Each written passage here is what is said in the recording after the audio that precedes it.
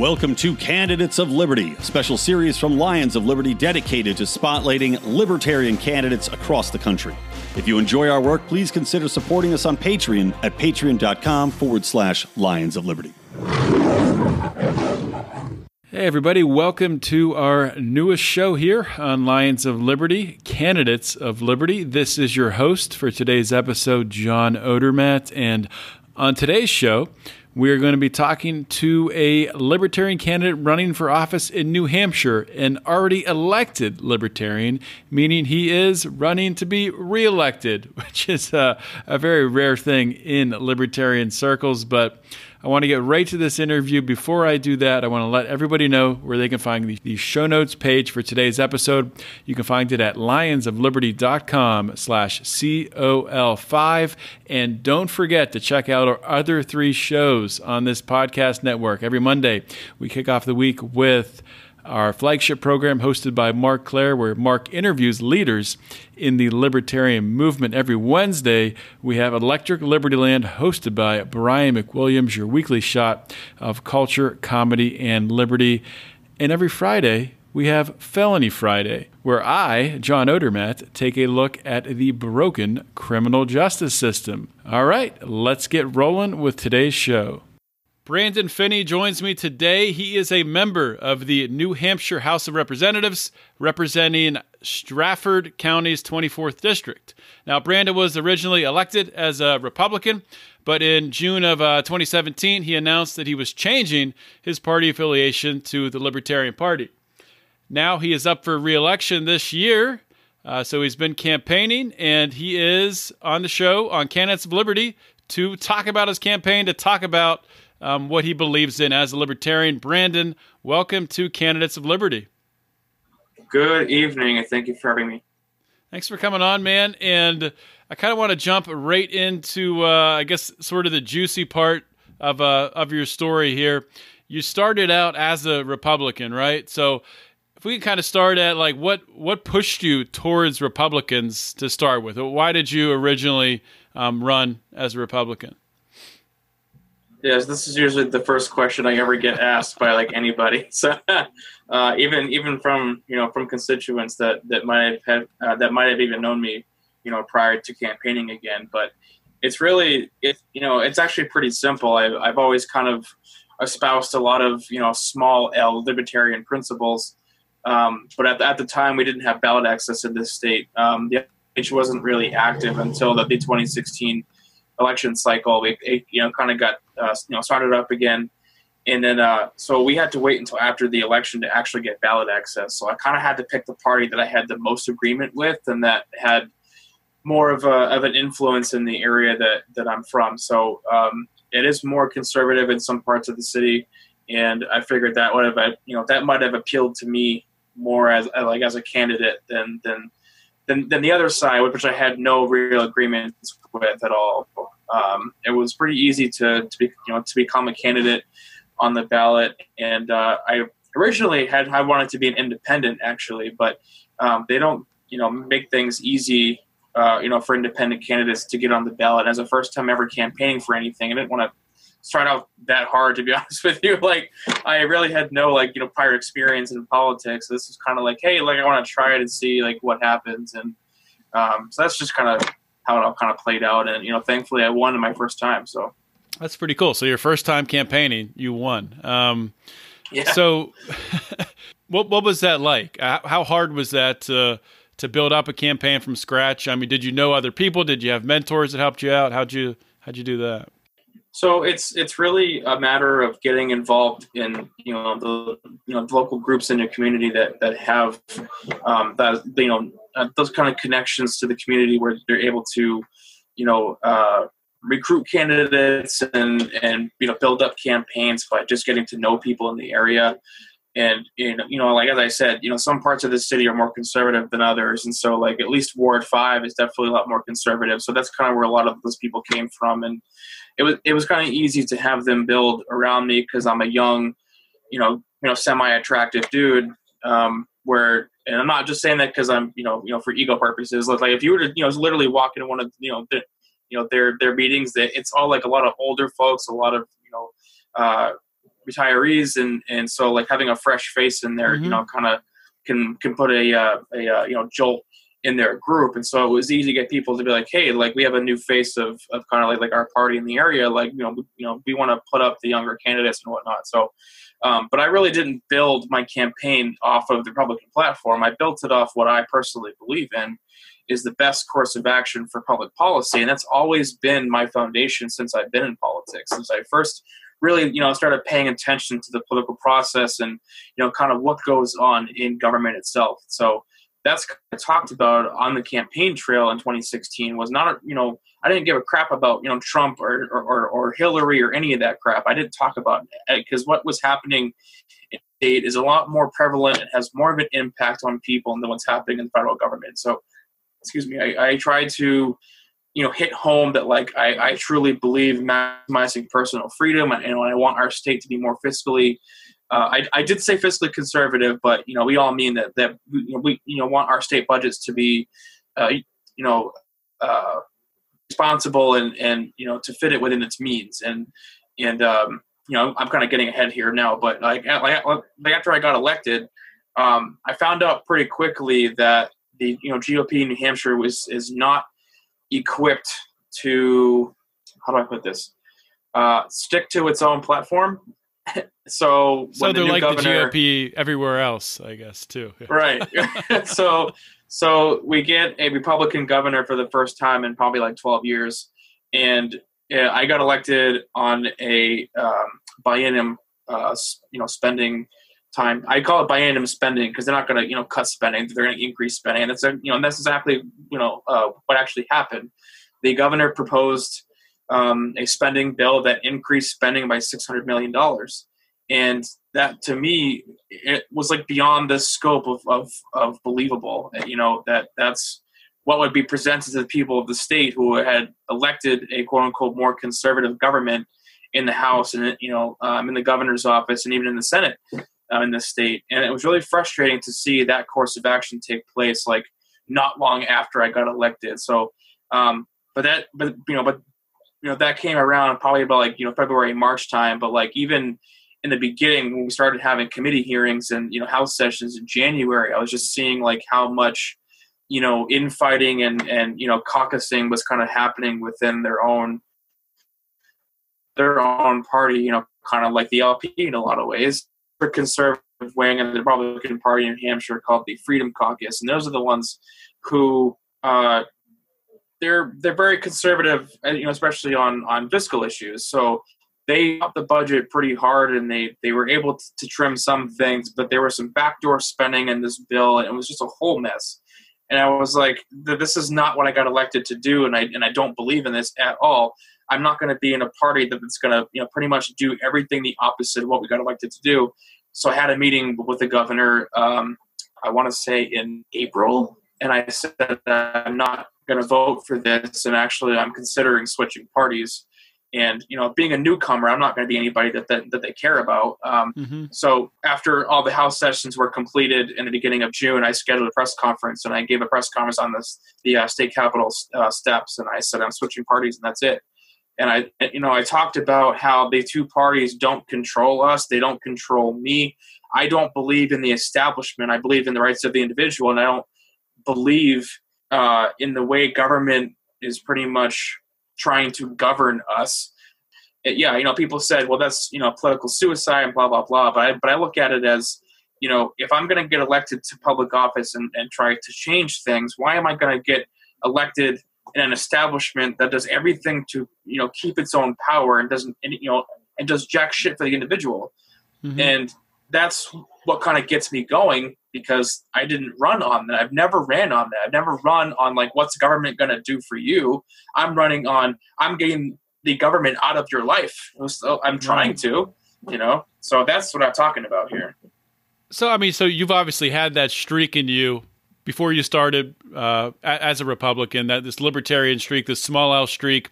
Where did that come from? Where'd that fire get lit? My first was in 2008. I was a Ron Paul guy. I think a lot of us were. It's kind of, where a lot of us, millennials, like older millennials kind of started. And I believed in him because he was the only candidate to talk about getting us out of war.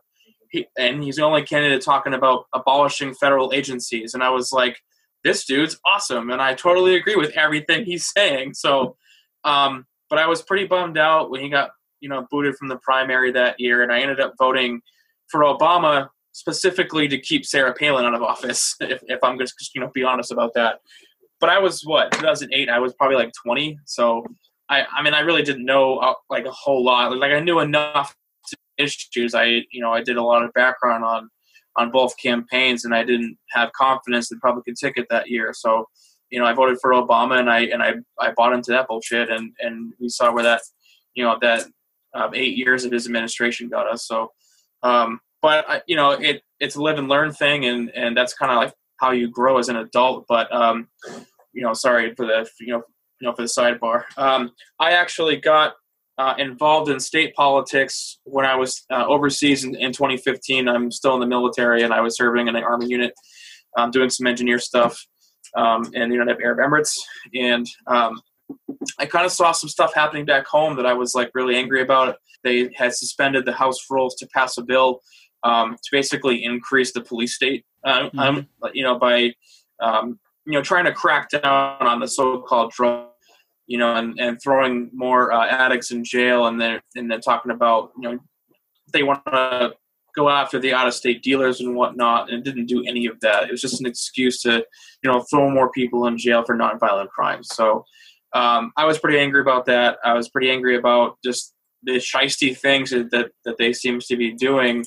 And instead of being that armchair keyboard warrior, I'm actually going to do something about it. And so when I got home that Christmas, I had to wait until June for the filing period. And that's what, I talked about getting involved in the community and going to meet people. That's kind of how that started.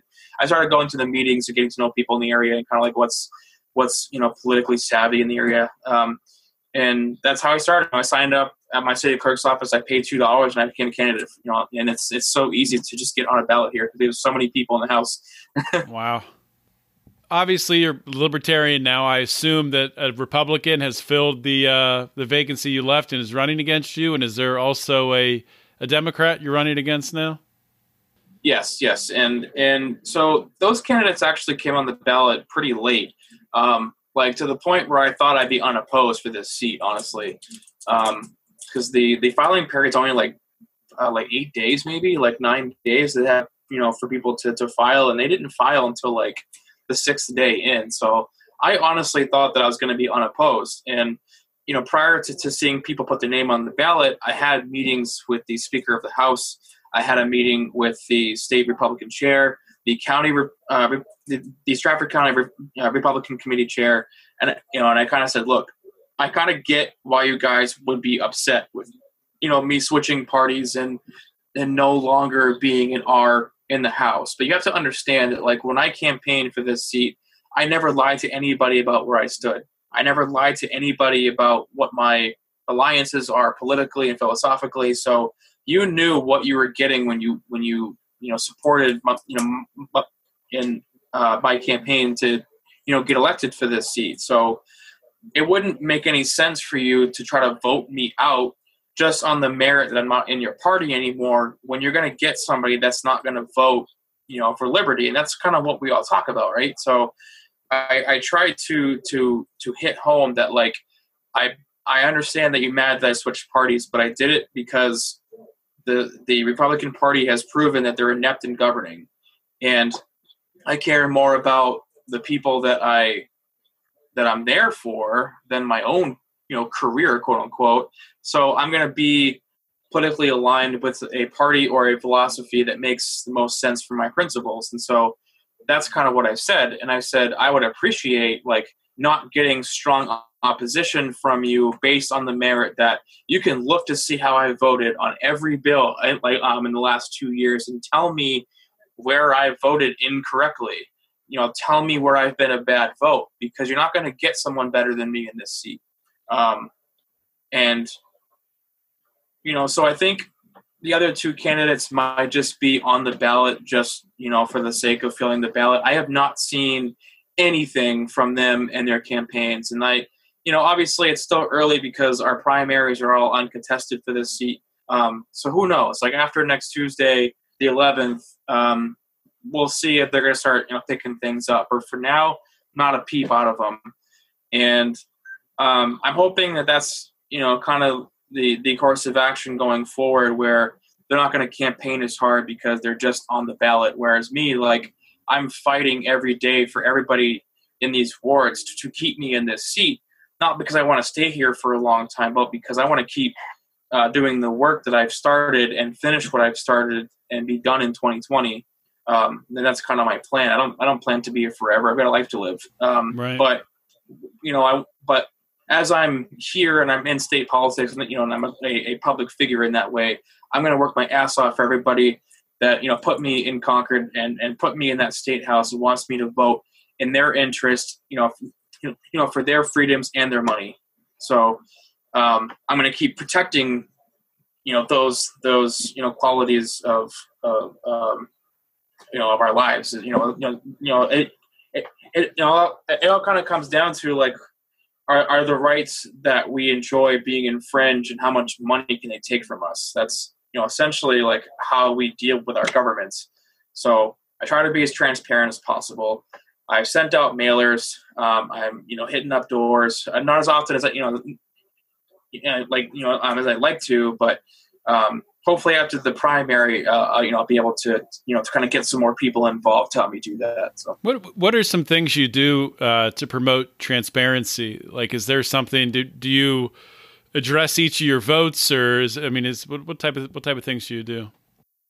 So since January of this year, I started hosting a live stream session on my page after every House session. I went through the House calendar, so I've got one right here. So this, so that's kind of what our House calendars look like. And in these House calendars, there's all kinds of bills in here that we deal with. It kind of gives us the committee blurbs on the bill and kind of where their stance was as to why it was voted in favor or not in favor out of the committee. And I talk about that. I talk about like what the committees said about the bill. I talked about the floor testimony. I talked about my perspective on the underlying issue on the bill. And people seem to forget that when you vote for a bill or you vote to kill a bill, it's not always about the issue that you're voting on. If you're going to vote something into law, the actual law has to make sense as it's written up. And we tend to get a lot of bills that the language in the bill, it doesn't make any sense. It's not clear. It's vague, and so we don't want to put something in the law that's not going to be enforceable. So I want to kind of put that out there for anybody who's not already involved in the political process, that it's not a nay vote on the bill as an issue. It's because the bill is probably written like crap. So that tends to happen. We have an office that kind of does all of that for us. All the reps kind of go to the office when the filing period opens, and we give them a RSA, and we say, look, I want to change this. I want to repeal that or whatever. And then, the lawyers in the office kind of draft up the language of the bill, because that's, they have to do it by the language that's written in the law in the state. And then they kind of give us the bill, and we say yay or nay on the language and whatnot, and then it goes forward. So we don't actually write our own bills per se. I mean, people can, but they have to, go through the Office of Legislative Services. So Brandon, let's talk about. I mean, obviously you've been in office. You're trying to get reelected for at least a couple more years here. So you've probably been working on some things that are, you're very passionate about, and you probably want to continue working on them in the coming years here. So just name, 2 or 3 things that really are, the most important things that you're working to change in your state. That's a good question. Well, as I was saying, I believe very much in transparency. So that's kind of things I've talked about on my videos, like on my page is like, here's why I'm in office is to change this. And a lot of it has to do with the drug war. I would likely end that. And we did a good thing by decriminalizing, cannabis in this state. But unfortunately, we're still kind of an island of prohibition in New England, where we're the only state that has not fully legalized it. And I was the co-sponsor on the bill to do that. I presented the bill to the second House committee that the bill went to, and it's frustrating that they're making it such a political issue in the state that they just won't pass it. So that's something I'm fighting for, not because I want to start seeing a bunch of pot smoking hippies or whatever, but that's that's your life. I'm cool with that too, but you probably already have plenty of those. There's probably already plenty of pot smoking hippies up in New Hampshire, but oh yeah, but that's fine. I mean, they're peaceful people. So, but like I don't want to give the police more power to control people's behavior and how they choose to imbibe chemicals and whatnot. And obviously, we know that our state governments enact the laws, but the police are the ones who actually enforce them. And so, I think bills like the Granite Hammer bill I talked about that really sparked my interest in state politics was kind of an expansion of police power in the state, and it all has to do with drugs and the ability of people to be able to do them or not. And as a former corrections officer, like most of the people that came to my jail were for nonviolent drug offenses. And to me, that was really frustrating that they're not actually committing a crime, but they're going to be filling up a cell in my day room for not really doing anything but having a drug on them. So, to me, that's, kind of an egregious power of the government that I want to, scale back and eliminate completely. Another one, which kind of goes hand in hand, is the idea of criminal justice reform. That whole system. We did some stuff with bail in the last 6 months, which has helped, but the county attorneys are not really in favor of that. But I honestly don't care about their opinion, because their job is to prosecute. So it's going to make their job harder, and I'm fine with that. Another one is actually something I've already been doing.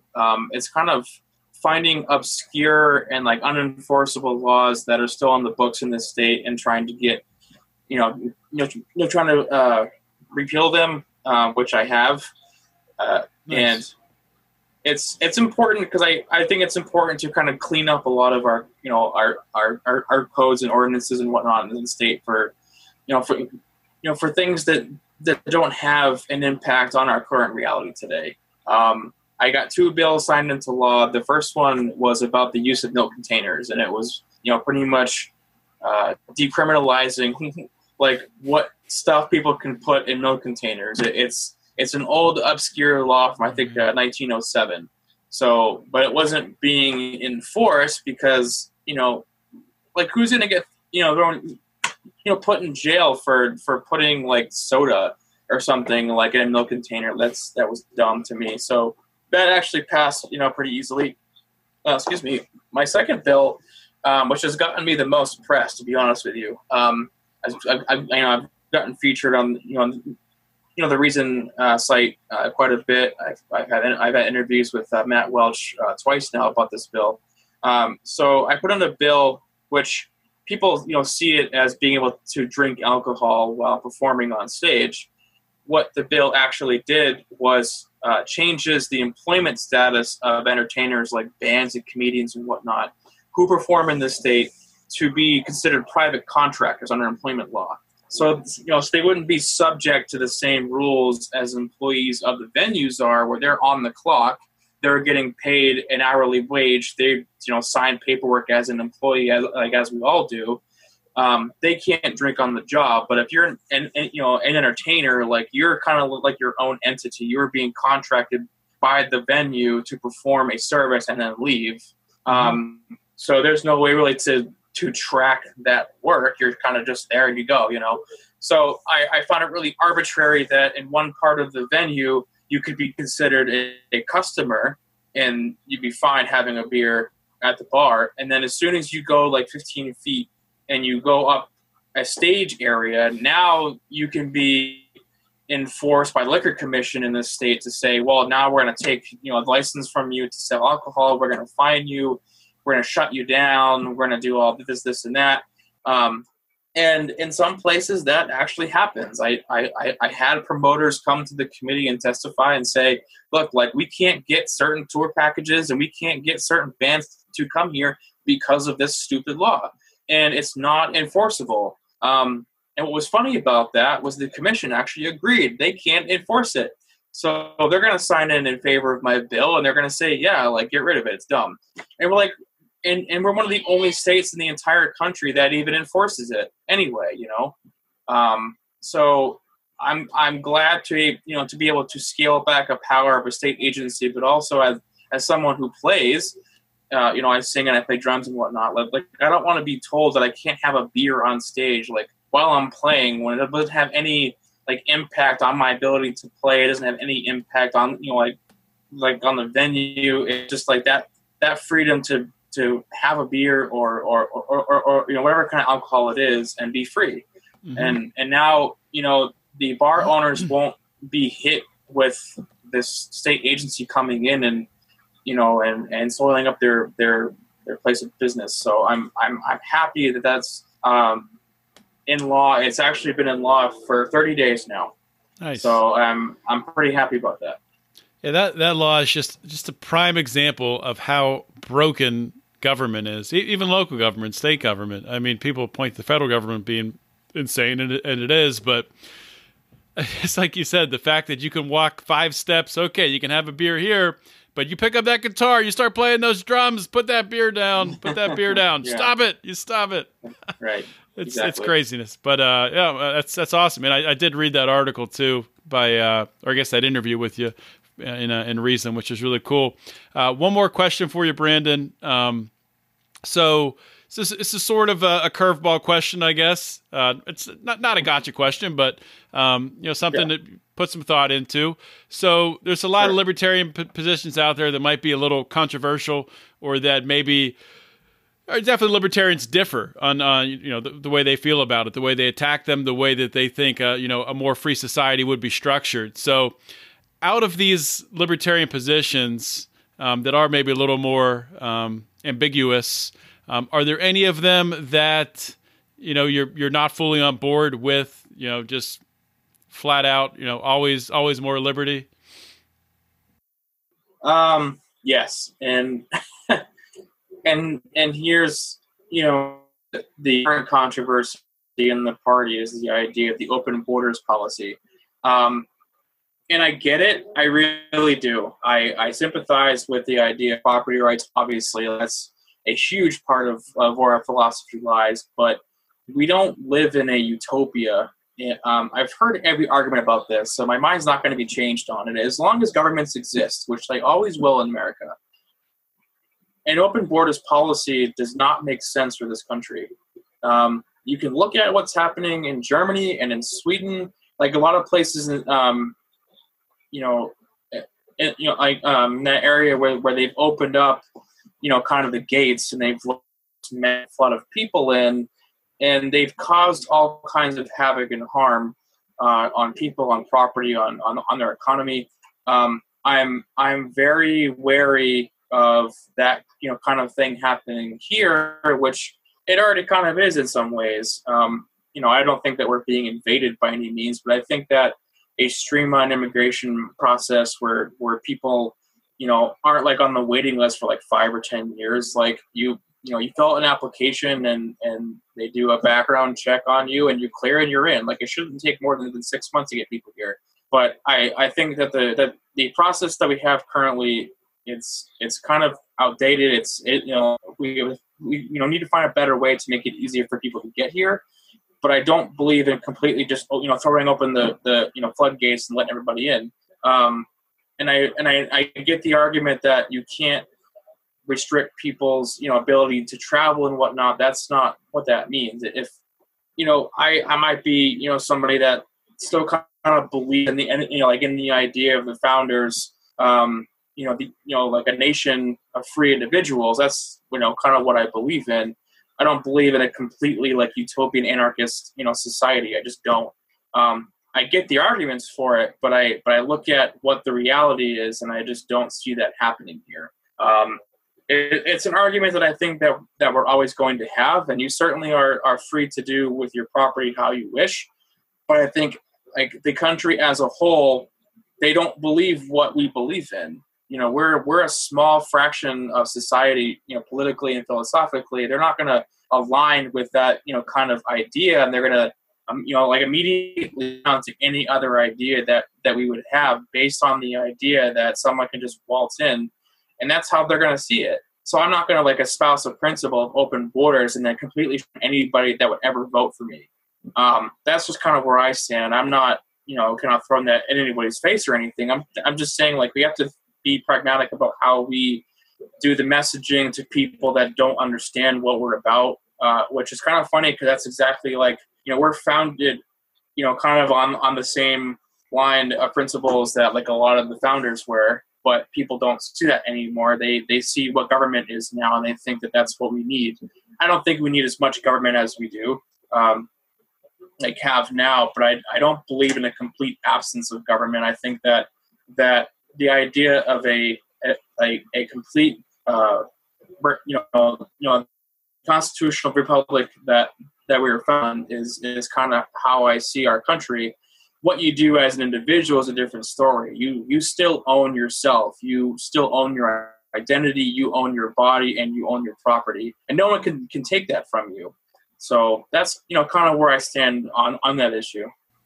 Well, that's fair, and I appreciate the candid response there. And I think it's a very split issue within the Libertarian Party, and it's hard to argue with the fact that how can you say you want open borders when you still have this massive bureaucratic beast of a government that is giving away handouts and welfare to people and really manipulating the economy? So it's definitely a good argument.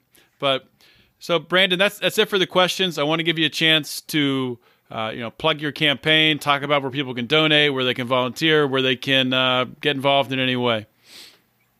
All right, so you can find me on Facebook at Rep. Brandon Phinney. My web phinneynh.com. It's it's the same / donate. It's Phinney Phinney. Don't spell it with an F. I'll be mad at you. So that's kind of where we can. I need people to help me hit doors. Compared to some areas, I'm pretty small, but I'm only one guy, so I really could use. I'm honestly good on money for now, which is weird thing to say. I just need bodies. So if anybody's in my area or would love to travel here and help me hit doors, for 2 days, that would be awesome. But if not, I'd still support, or I still want your support on Facebook and Twitter, which is Rep. B. Phinney, and on Twitter as well. So I appreciate you guys having me today, and have a great night. All right, thanks for coming on, man. Hope you enjoyed our latest episode of Candidates of Liberty. We are really enjoying doing these shows, talking to these libertarian candidates, getting to know them, getting to know about their campaigns, and what drives them to the message of liberty. So I want to encourage you guys to subscribe to the Lions of Liberty podcast, so not only you get future Candidates of Liberty shows, you also get our other 3 shows. Every Monday, our show hosted by Mark Clare, our Wednesday show hosted by Brian McWilliams, and our Friday show that I host called Felony Friday. So please subscribe, and if you're really enjoying this content, we really want to encourage you to support us on Patreon. You can do that by going to patreon.com/Lions of Liberty. We really appreciate the support. Just want to thank you all for listening. This is John Odermatt signing off. Always remember to keep your head up and the fires of liberty burning.